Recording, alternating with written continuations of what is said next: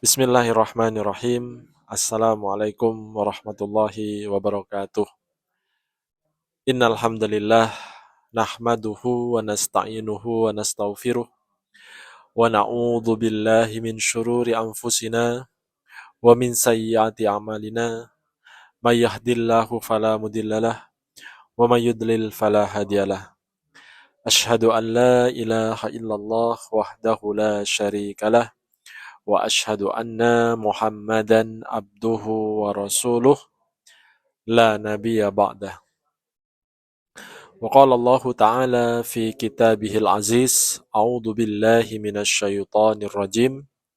Ya ayyuhalladzina amanu taqullaha haqqa tuqatih wa la tamutunna illa wa antum muslimun.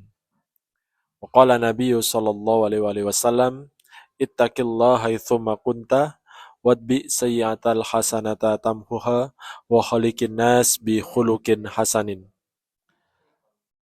Alhamdulillahirabbil alamin, segala puji hanya bagi Allah. Kita pada malam hari ini bertemu kembali dalam keadaan sehat walafiat. Semoga Allah Azza wa Jalla senantiasa memberikan nikmat kepada kita, nikmat kesehatan, nikmat kesempatan untuk beribadah, sehingga nikmat-nikmat itu dapat kita syukuri dan kita berharap kepada Allah. Dengan kita bersyukur, Allah menambahkan nikmat-nikmatnya kepada kita. Yang kedua, salawat dan salam semoga tetap tercurahkan kepada junjungan baginda Nabi Muhammad SAW, para keluarga, sahabat, dan para pengikutnya yang istiqomah hingga akhir zaman. Amin, Allahumma amin. Pada malam hari ini, klinik Rumah Ruqyah Syariah Indonesia akan membahas tentang pentingnya zikir pagi dan petang dalam kaitannya untuk membentengi dan memproteksi diri kita dari gangguan jin, serangan sihir, bahkan dari gangguan manusia. Karena Syekhul Islam Ibnu Taimiyah, guru daripada Ibnu Qayyim al-Jauziyah, mengatakan bahwa zikir-zikir pagi dan petang itu ibarat sebagai sebuah baju besi. Semakin tebal baju besi tersebut, maka semakin kuat pembentengan yang ada dalam diri seseorang. Sehingga ketika terkena anak panah tersebut tidak akan mampu melukainya, bahkan akan mengenai orang yang melemparkan anak panah tersebut. Itulah salah satu keistimewaan dari zikir-zikir pagi dan petang.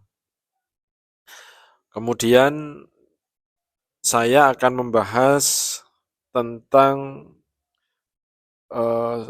satu hadis dari Nabi SAW, telah diriwayatkan dari Al-Bukhari dalam Sahihnya nomor 3293 dan Muslim nomor 2691 dari Abu Hurairah, bahwa Rasulullah sallallahu alaihi wasallam bersabda, "Man qala la ilaha illallah wahdahu la syarikalah, lahul mulku wa lahul hamdu wa huwa ala kulli syai'in qadir." Sekali lagi saya ulangi, man qala la ilaha illallah wahdahu la syarikalah, lahul mulku wa lahul hamdu wa huwa ala kulli syai'in qadir. Yang artinya, tiada Tuhan yang berhak diibadahi dengan benar kecuali Allah, semata, tiada sekutu baginya, baginyalah kerajaan dan baginya pujian, dan dia maha kuasa atas segala sesuatu. Kemudian di dalam hadis yang lain, fi yaumin mi'ata marrah kanat lahu adla ashri riqab kutibat lahu mi'atu hasanah wa muhiyat anhu mi'atu sayyi'ah wa kanat lahu hirjan minasyaitani yaumahu dalika hatta yumsiya. Dalam 100 kali, hal itu baginya setara pahala memerdekakan 10 hamba sahaya, dituliskan baginya 100 kebaikan, dihapuskan darinya 100 keburukan, dan hal itu menjadi pelindung untuknya dari setan pada harinya hingga waktu sore.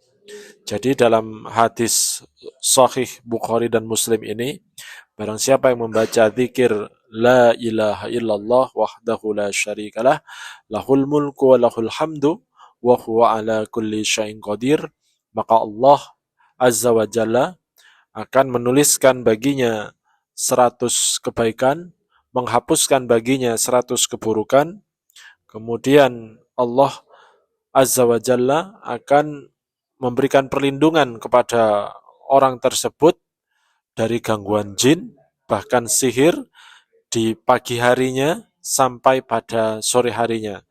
Apabila dia membaca pada sore harinya sebanyak 100 kali, maka Allah Azza wa Jalla akan menjaganya sampai waktu pagi. Ini salah satu sunnah dari Rasulullah Sallallahu Alaihi Wasallam, kita membaca zikir ini sebanyak 100 kali. Kemudian yang kedua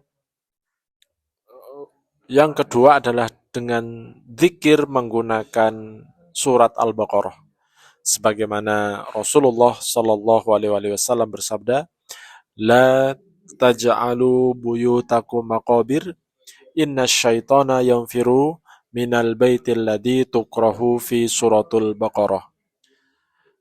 Yang artinya, janganlah kalian jadikan rumah-rumah kalian seperti kuburan, karena sesungguhnya syaitan akan lari dari rumah yang di dalamnya dibacakan surat Al-Baqarah.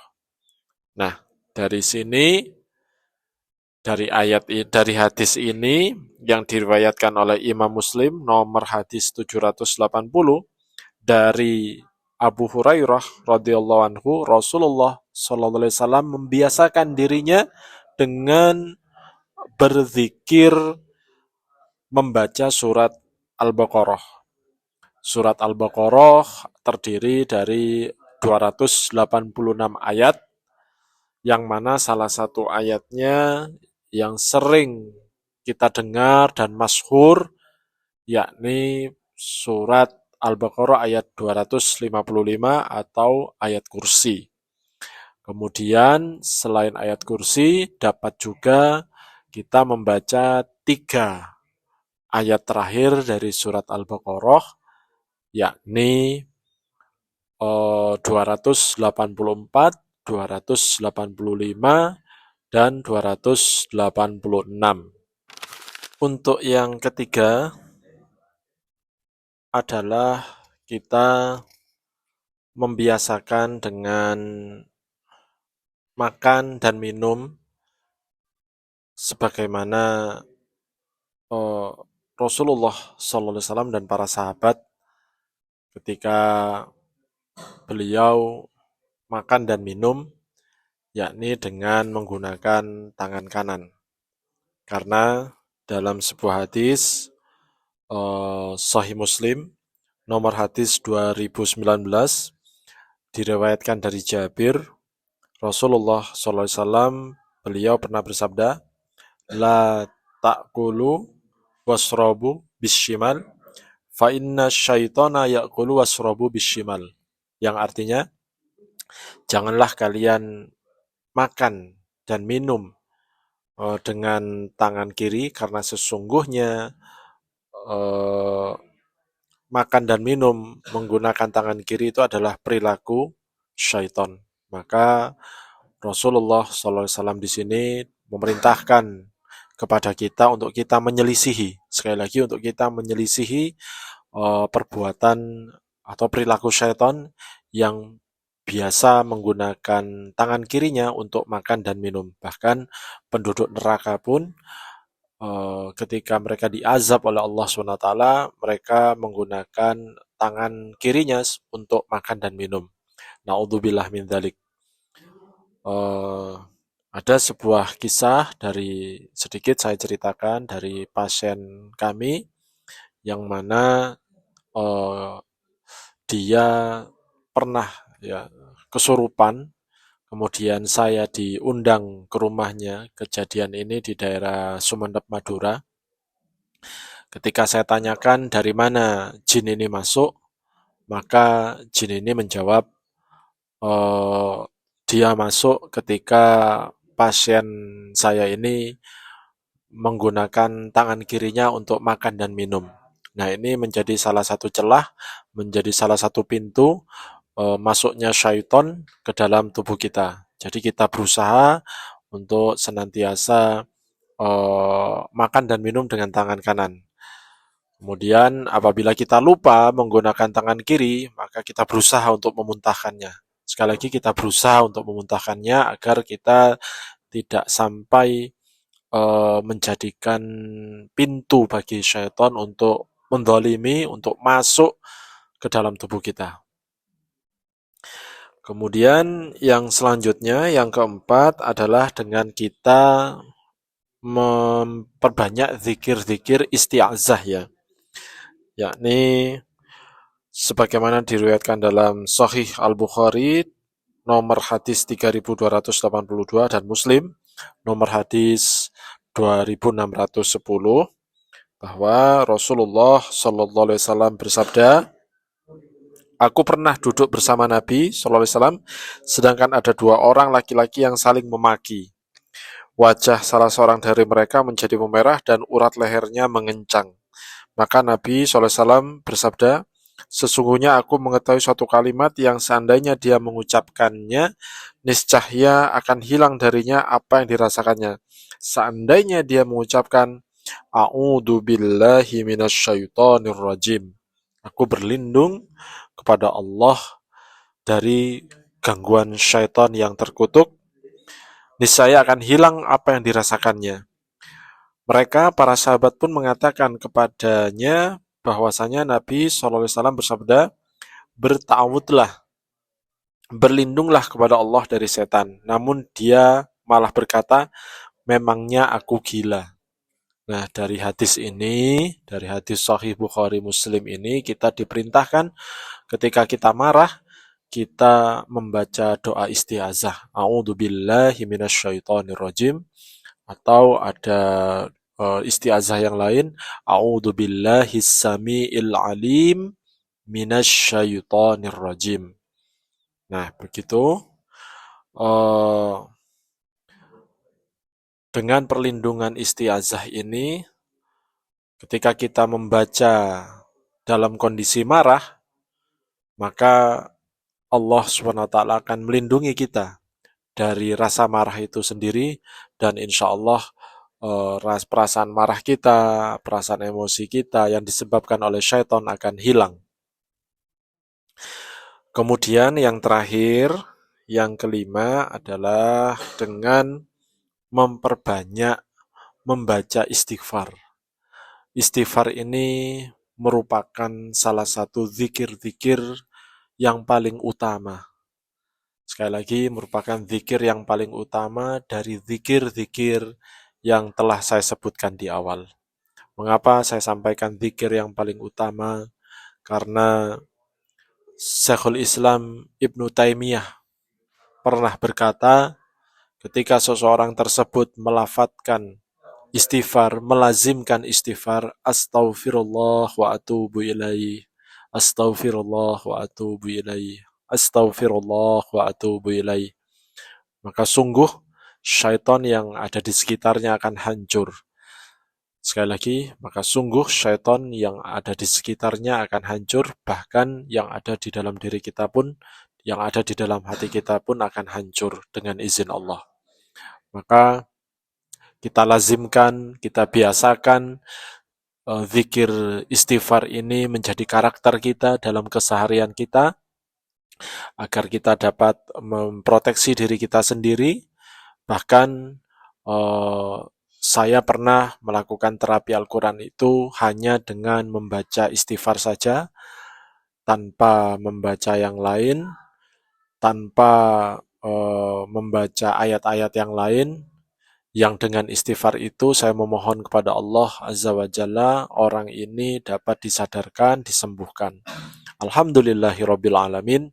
Ketika saya membaca dengan zikir-zikir istighfar, La ilaha illa anta subhanaka inni kuntu minadh dhalimin, saya baca berulang-ulang secara terus menerus, maka dengan izin Allah Azza wa Jalla pasien ini merasakan suatu hal yang sangat luar biasa, suatu hal yang sangat dahsyat, perubahan yang sangat dahsyat di dalam dirinya, sehingga ketika saya bacakan zikir ini, pasien ini muntah dan beliau merasakan suatu hal kesembuhan yang luar biasa, badannya seperti ringan ya, ada seolah-olah sesuatu yang keluar dari badannya ketika saya membacakan zikir-zikir istighfar.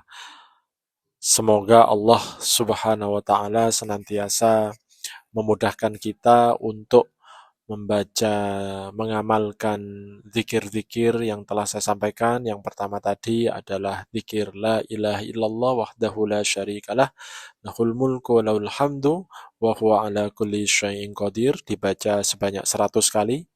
Kemudian yang kedua adalah zikir dengan ayat kursi, yakni salah satu ayat di dalam surat Al-Baqarah. Yang ketiga adalah dengan kita menyelisihi salah satu perbuatan syaitan, makan dan minum menggunakan tangan kiri. Sebaiknya dengan menggunakan tangan kanan, sebagaimana sunnah Nabi SAW.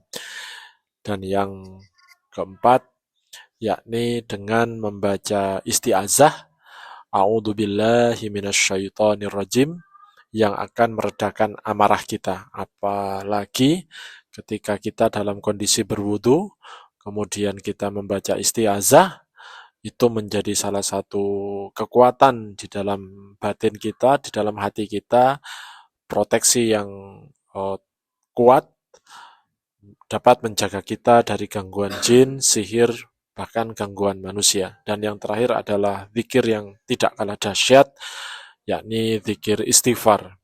Astaghfirullah wa atubu ilaih. Ini pun dapat menghancurkan gangguan-gangguan sihir, gangguan-gangguan syaitan, baik itu di dalam hati kita maupun yang ada di sekitar kita. Itu saja yang dapat saya sampaikan sebagai owner Rumah Ruqyah Syariah dan Bekam Indonesia Kota Malang.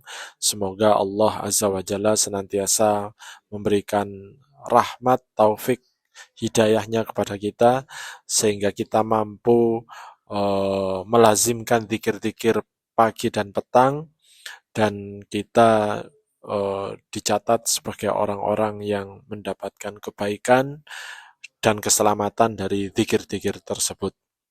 Wabillahi taufiq wal hidayah. Wassalamualaikum warahmatullahi wabarakatuh.